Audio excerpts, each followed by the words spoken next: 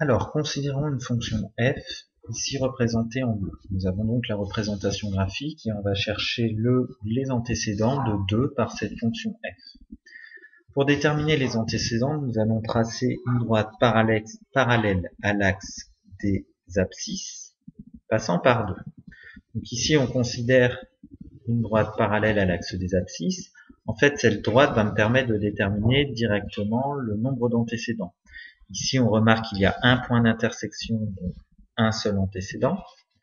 Ici, 3 points d'intersection, 1, 2, 3. Nous avons donc 3 antécédents. Et ici, on remonte. Bon, là, on va avoir 2 antécédents et ici, un seul.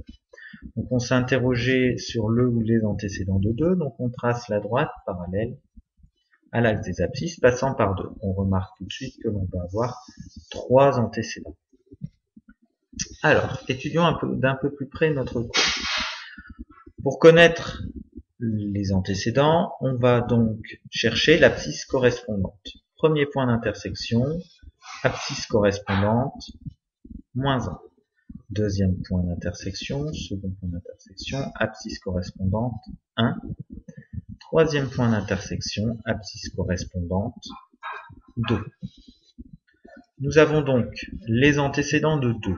Ici, par ma fonction f, tracée en bleu, sont moins 1, 1 et 2.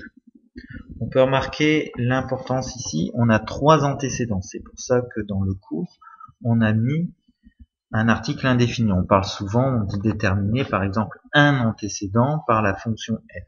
Tout simplement parce qu'il peut y en avoir plusieurs.